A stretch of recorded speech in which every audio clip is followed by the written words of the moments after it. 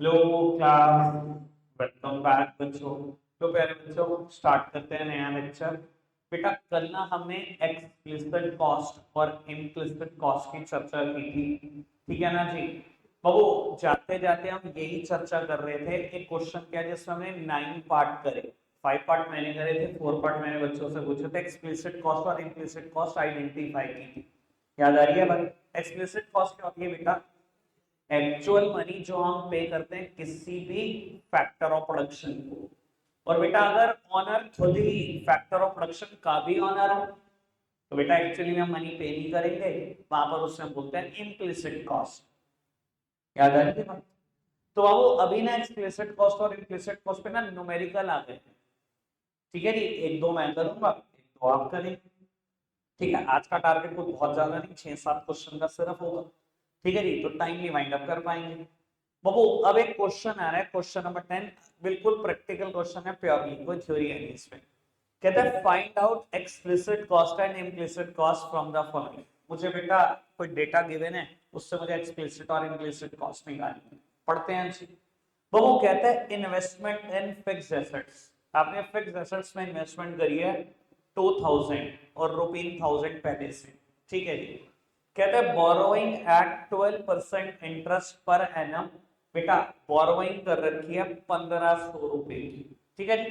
तो वो ₹1000 को मैं इग्नोर कर रहा हूँ, 1500 बोलूंगा, 2000 ही बोलूंगा, ठीक है जी। बेटा यानी कि एक मिनट सामने देखना, अगर मैंने फिक्स्ड एसेट्स 2000 रुपए की खरीद रखी है, उसमें से 1500 रुपए की तो बोरोइंग कर रखी है, मतलब अपने तो 500 रुपए ही लगे हैं ना, अपने तो 500 ही लगे हैं, ठीक है जी। चलो पढ़ाओ बात को आगे।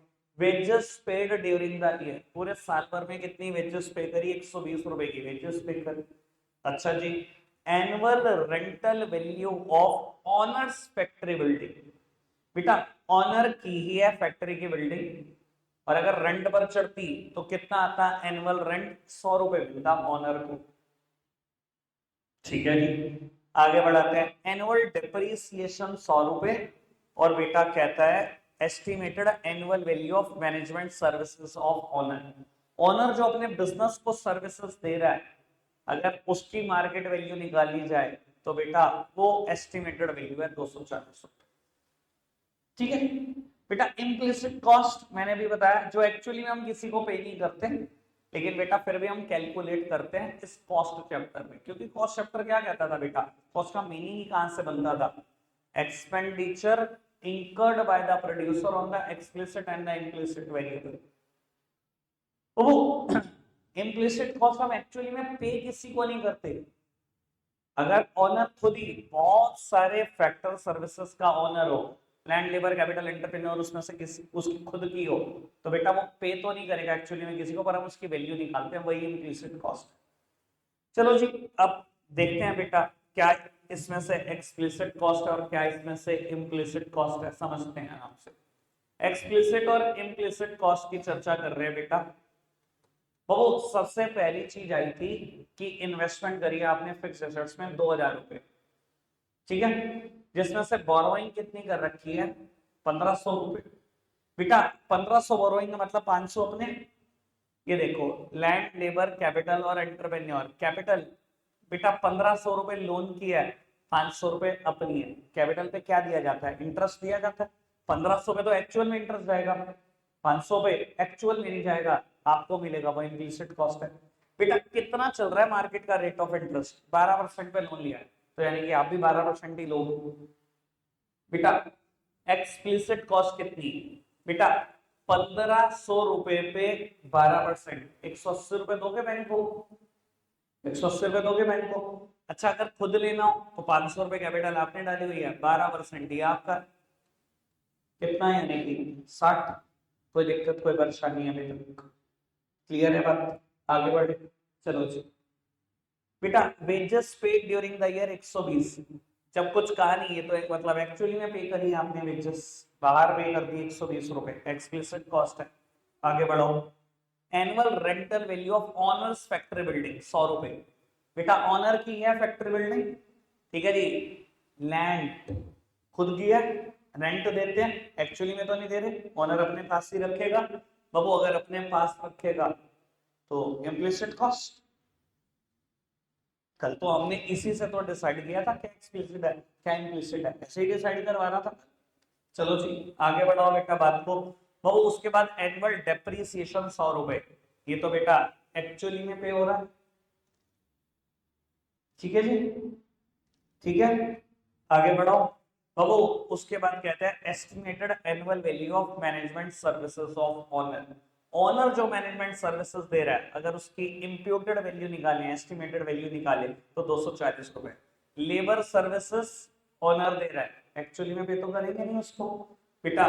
इम्प्लिसिट कॉस्ट कितनी आ गई बेटा, इम्प्लिसिट कॉस्ट 400, एक्सप्लिसिट भी कितनी आ गई 400। खत्म क्वेश्चन। ठीक है जी, सिंपल है न्यूमेरिकल बेटा। एक्सप्लिसिट कॉस्ट और इम्प्लिसिट कॉस्ट मेरे तो 450 भाई, इनके भी 400 ही। ठीक है, ये वाला न्यूमेरिकल आप करोगे। कहता है एक बार मैं पढ़ देता हूं बस आपके लिए। Doctor Vivek Agrawal is running a dental clinic at its home. अपने घर पे ही चला रहे हैं डेंटल क्लिनिक, मतलब लैंड खुद की हो गई।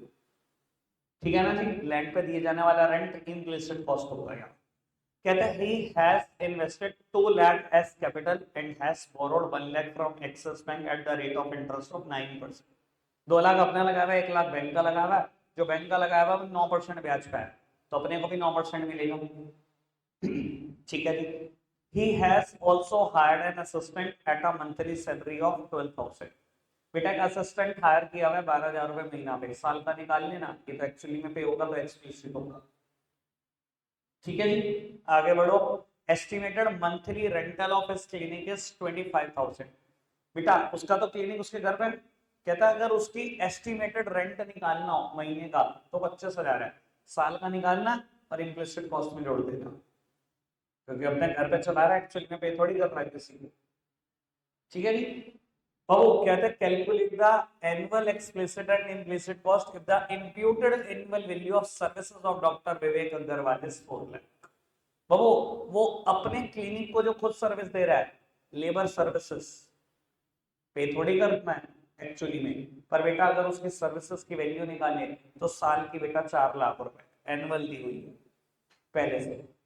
ठीक है जी, 1 मिनट शुरू होता है, अब मैंने सारे हिंट दे दिए पढ़ते पढ़ते। एक्सप्लिसिट क्या इम्प्लिसिट क्या फटाफट से निकाल जल्दी से। तो एक्सप्लिसिट कॉस्ट और इम्प्लिसिट कॉस्ट निकालनी है, देखते हैं ऐसे बेटा। 2 लाख रुपए अपने लगाए, सामने देखना जहां से लाइन शुरू हुई है वैसे वैसे चलते हैं। 2 लाख रुपए अपने लगाए, 1 लाख रुपए बैंक के लगाए। बेटा 1 लाख रुपए बैंक के लगाए, एक्चुअली में 9% देना पड़ेगा। 9,000 रुपए का इंटरेस्ट तो एक्चुअली में जा रहा है बेटा, एक्सप्लिसिट कॉस्ट का पार्ट होगा। 2 लाख रुपए अपने लगाए, 9% खुद निकालोगे, यानी कि 18,000 रुपए इम्प्लिसिट कॉस्ट। ठीक है मैडम, कुछ इतना मुश्किल नहीं है ये, मुझे डरा रही थी तो भाई। बेटा कहता है हायर्ड करा उसने असिस्टेंट 12,000 रुपए की सैलरी पे। बेटा 12,000 रुपए मंथली सैलरी है, ठीक है ना, यानी कि कितना पे करेगा एक्चुअली में असिस्टेंट को 1,44,000। ठीक है जी, एक्सप्लिसिट कॉस्ट का पार्ट है, मैंने एक्सप्लिसिट के साइड लिख दी। तो वो मंथली रेंट है उसके क्लिनिक का 25,000, साल का कितना 3 लाख, पे नहीं करना किसी को, इम्प्यूटेड वैल्यू।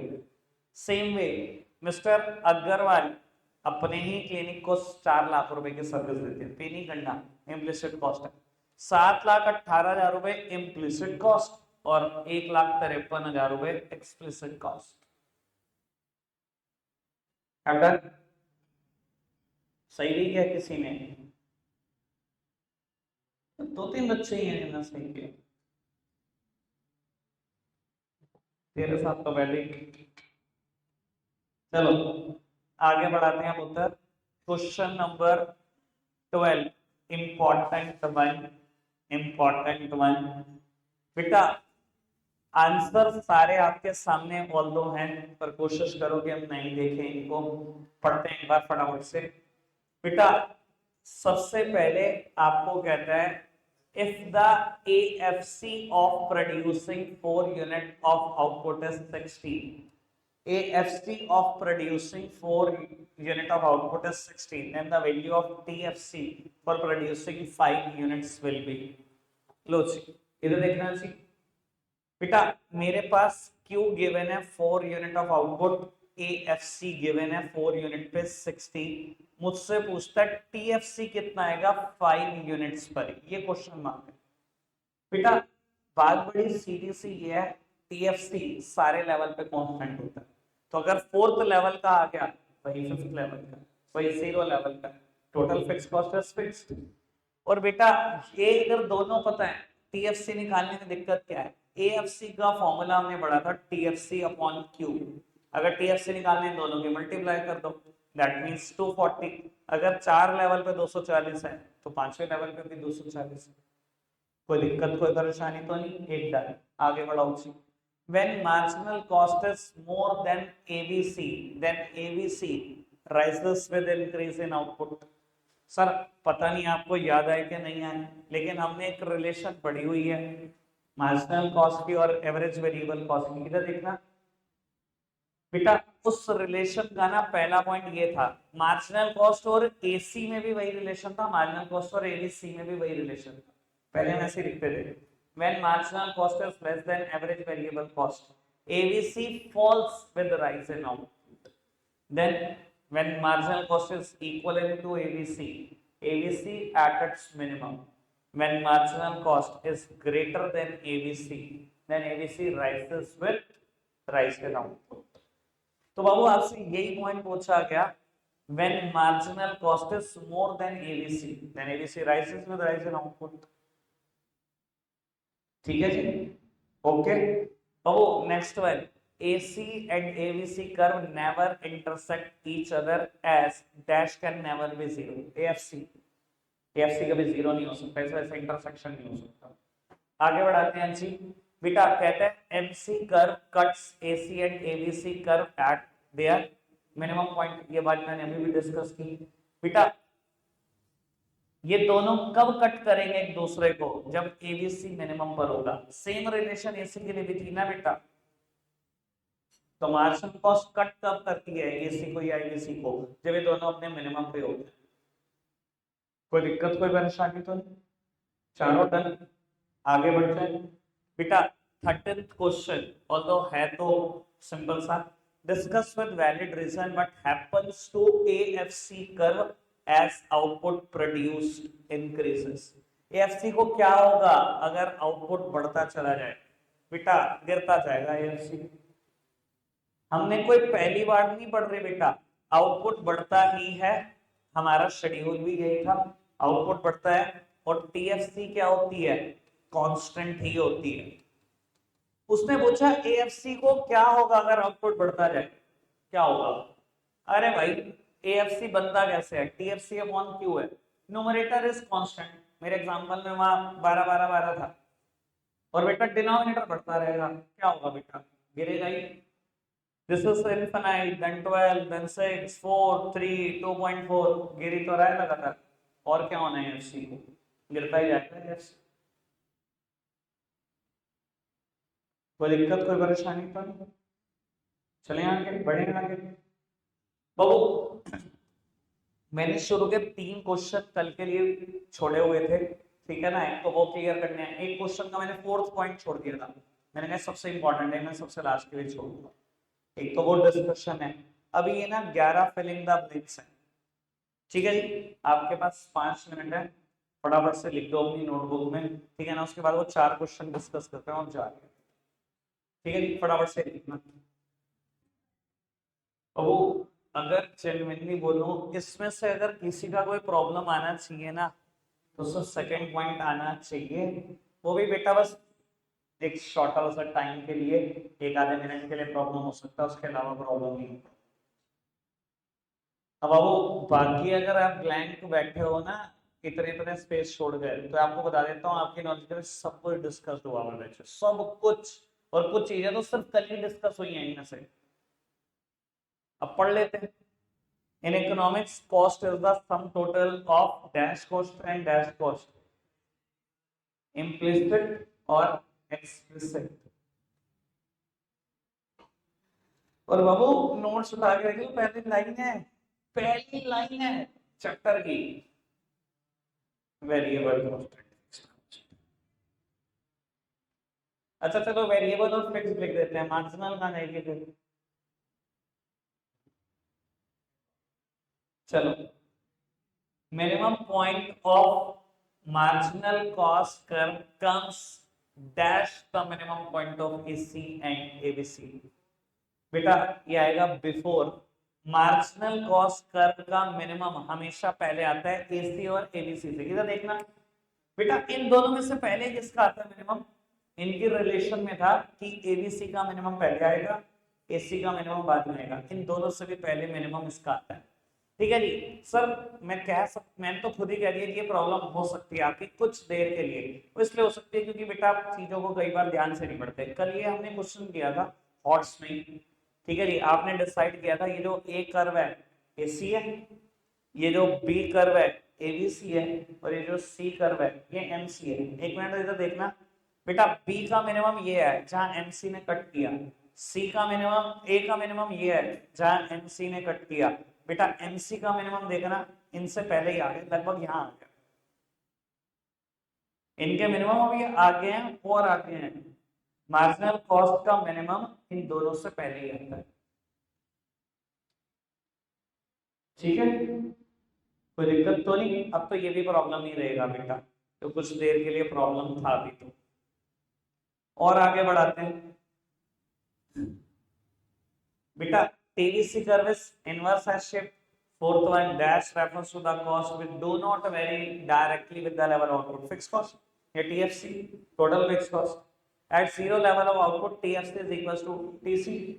जीरो लेवल पे क्या होगा? TFC और TC बराबर होंगे क्योंकि TVC जीरो होता है बेटा। आगे जी, average variable cost curve is a dash shaped curve, U shaped curve. Seventh, dash refers to the functional relationship between cost and output। Cost function एक ही लाइन है भैया, कॉस्ट फंक्शन आया था। मैंने आपको ये भी कहा था डिमांड फंक्शन भी ऐसा था जो फंक्शनल रिलेशनशिप बनाता है डिमांड और उसको फैक्टर अफेक्टिंग डिमांड। यहाँ पर यही था बेटा, कॉस्ट और आउटपुट को अफेक्ट करने वाला फंक्शनल रिलेशनशिप बताने वाला फैक्टर कॉस्ट फंक्शन। कुछ था भैया, पता नहीं क्या ब्लैंक छोड़ा हुआ। आगे बढ़ो, when AC is more than MC, AC falls with rise in output। भैया रिलेशन का पहला पॉइंट है, अभी भी बताया, AC और ABC में सेम बात बताई आपको, यही बोला ना बेटा, ABC और AC की जो MC के साथ रिलेशन है वो सेम है। पहला पॉइंट यही है ना, when MC is less than AC, then AC falls with rise in output। यही तो पूछ रखा है आपसे। when AC is more than MC, AC dash with rise in output, AC falls। क्या दिक्कत है इसमें बेटा? 9, dash cost is cost of self supplied factor, implicit cost. अगर आपने सेल्फ सप्लाई कर रखे हैं कोई फैक्टर, एक्चुअली में पे थोड़ी करूंगी किसी को, इम्प्लिसिट कॉस्ट। सेम वे, अगर ये सेल्फ सप्लाइड फैक्टर है, ये हायर्ड फैक्टर है, तो यहाँ क्या होगा? Explicit cost. 10th one, both AC and MC curve are U-shaped due to law variable proportion। ये भी कल बताया था। कोई ऐसा डिफिकल्टी वाला तो क्वेश्चन था ही नहीं इसके अंदर। पढ़ाएं आपको आगे, अब 2-3 क्वेश्चन 1-1 मिनट के रहते हैं, वो निपटाते हैं बेटा फटाफट से। बाबू question number 4, question number 4, calculate TFC when AC and ABC are 22 and 18 at output of 10 unit. बेटा अगर AC 22 है, ABC 18 है, तो AFC कितना होगा? 4। इन्हें तो भैया पहले यही बताओ कि आंसर। बेटा AC किसके बराबर होता है? ABC plus AFC। अगर ये 22 है और ये 18 है, AFC कितना? AFC 4, AFC कितना है बेटा? 4। कहता है आपको TFC निकालना है, आउटपुट दे रखे हैं 10। भैया क्यों 10, AFC आपके सामने 4, TFC नहीं निकलेगा, इनकी मल्टीप्लाई तो करनी है, क्या मल्टीप्लाई भी नहीं करनी आती क्या? डन, चलो बाबू शुरू के 3 क्वेश्चन, बेटा तीसरा ही पढ़ना है पहले, 1 मिनट का। MC can be calculated both from total cost and total variable cost and is not affected by TFC. Discuss. Sir इनकी लैंग्वेज लिखनी जरूरी है, मैंने पढ़ा, मेरे को समझ में आया कि मैं जो लिखता मैं इनसे बहुत ज्यादा आसान लिखता। बेटा मैं तो पहले मार्जिनल कॉस्ट को डिफाइन करता, मैं बताता मार्जिनल कॉस्ट क्या होती है। क्या होती है मार्जिनल कॉस्ट? एक एडिशनल आउटपुट प्रोड्यूस करने पर जो टोटल कॉस्ट में एडिशन हुआ वो होती है मार्जिनल कॉस्ट। तो बेटा मैं लिखता कि अगर मार्जिनल कॉस्ट की डेफिनेशन अपने आप में कह रही है कि टोटल कॉस्ट में जो एडिशन हुआ वो मार्जिनल कॉस्ट है, तो टोटल कॉस्ट से तो कैलकुलेट किया ही जा सकता है। फिर मैं उन्हें ये बताता टोटल कॉस्ट में जितना भी चेंज होता है वो चेंज करता कौन है? वो टीएफसी चेंज करता है, क्योंकि टीएफसी तो कांस्टेंट होता है। अगर टीएफसी ने ही चेंज करना है तो टीएफसी से भी कैलकुलेट किया जा सकता है। खत्म हो गया सब कुछ। मैंने तो डेफिनेशन पे सोचा, टीएफसी का तो कोई रोल ही नहीं है मार्जिनल कॉस्ट कैलकुलेट कर। क्लियर है बात? समझ आई बात? आगे बढ़ जाए। इनका लैंग्वेज पढ़ने की कोई जरूरत तो नहीं है, पेपर में आए करने की जरूरत ही नहीं है, इनको देखने की भी जरूरत नहीं है। आगे बढ़ते हैं बेटा। बाबू सेकंड क्वेश्चन अभी रुकना है 1 मिनट के लिए, फर्स्ट पढ़ना। बहुत बार डिस्कस हो गया वैसे, कल भी हुआ, उससे पहले बहुत बार हुआ। एसी और एबीसी का वर्टिकल डिस्टेंस गिरता चला जाता है लेकिन कभी इंटरसेक्शन नहीं होता। क्यों नहीं होता? क्योंकि एसी कभी जीरो नहीं होता। बहुत बार हो गया है, ठीक है ना जी। सर सेकंड क्वेश्चन पढ़ना है और उसका फोर्थ पार्ट पढ़ना है, बता देता हूँ। ये सेकंड और वो फोर्थ पार्ट बिल्कुल से पढ़वा देता हूँ दोबारा। बाबू कहता है why does the minimum point of AC curve falls towards right of AFC curve. ऐसा क्यों होता है बेटा कि एसी कर्व का जो मिनिमम है वो राइट में है एएफसी के, यानी कि सीधी सीधी सी बात, एएफसी का मिनिमम पहले आएगा, एसी का मिनिमम बाद में आएगा। सर वो आता तो ऐसे ही है, ये तो बहुत बार डिस्कस हो गया, एबीसी का मिनिमम पहले आता है, एसी का मिनिमम बाद में आता है। तो वो बोल रहा है ऐसा क्यों होता है, ये नहीं कह रहा कि बाद में ही आता है। भैया ये बहुत सोच समझ के लिखना पड़ेगा आपको। खैर इसमें तो 2 लाइनें लिखी, मैं पढ़वाऊंगा जरूर आपको वो 2 लाइनें भी। ये जो मैंने कल फोर्थ पॉइंट छोड़ा था, एक बार ये भी पढ़ लो। Why does the minimum point of curve A, that means AC, lies to the right of minimum point of curve B, that means ABC? Question same है कि AC का मिनिमम राइट में है, ABC के मिनिमम के, ठीक है, दोनों क्वेश्चन सेम है। एक बार ये क्या लिखते हैं प्लीज वो भी पढ़ लो, पढ़ना। जब जब कर्व ए आएगा उसको AC पढ़ना। The minimum point of AC lies to the right of minimum point of ABC because AC continue to fall due to decreasing AFC even after ABC start rise। और एक्चुअली में ऐसा हो रहा है, ठीक है ना। ये मैंने प्रूव करने के लिए ना बेटा दोबारा से इसका शेड्यूल निकाला और बेटा इसके बाद लगा दिया, फिलिंग द ब्लैंक्स के बाद मैंने इसका स्पेशल शेड्यूल निकाल के लगा दिया। इधर देखना बाबू, इसने बोला कि एसी का मिनिमम बाद में आता है, एबीसी का ऐसा क्यों हो रहा है?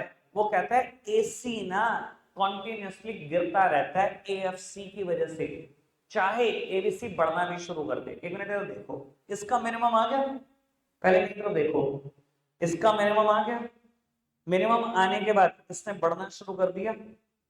ये देखो जी सामने, इसका मिनिमम आ गया, इसने मिनिमम आने के बाद बढ़ना नहीं शुरू कर दिया। पर ये बेटा ये अभी बढ़ना नहीं शुरू करता है, ये बेटा जब इसका मिनिमम आता है तब ये गिर ही रहा होता है। गिर क्यों रहा होता है? इसका मेजर कारण क्या है? अगर इसने बढ़ना शुरू भी कर दिया था ना बेटा, लेकिन बेटा एएफसी गिर रहा होता है लगातार। ये देखो एएफसी को, एएफसी लगातार गिर रहा होता है। अगर ये बढ़ना शुरू भी कर चुका होता है लेकिन ये इतना गिर रहा होता है कि इसका मिनिमम आने में भी टाइम होता है, यहां जाकर इसका मिनिमम आ रहा है। यानी कि हो ये घूम फिर के इसके चक्कर में रहा है, एएफसी के चक्कर में हो रहा है। तो जो बात बोल रहा था वो बिल्कुल सही बोल रहा था कि इसका मिनिमम आ जाएगा ना, ये एकदम बढ़ना शुरू कर देगा, लेकिन एसी तब तक गिर ही रहा होता है क्योंकि बेटा एएफसी गिर रहा होता है। ठीक है, एक बार ये बात दोबारा पढ़ लो ताकि हम फिर वाइंड अप कर सकें।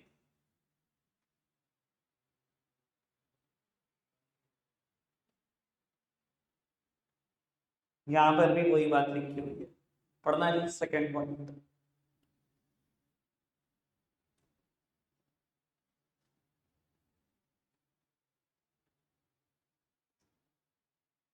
ठीक है जी, सारे हॉट्स क्वेश्चन हो गए, मुझे लगता नहीं इससे कोई मुश्किल क्वेश्चन बन सकता है, कॉस्ट बन ही नहीं सकता।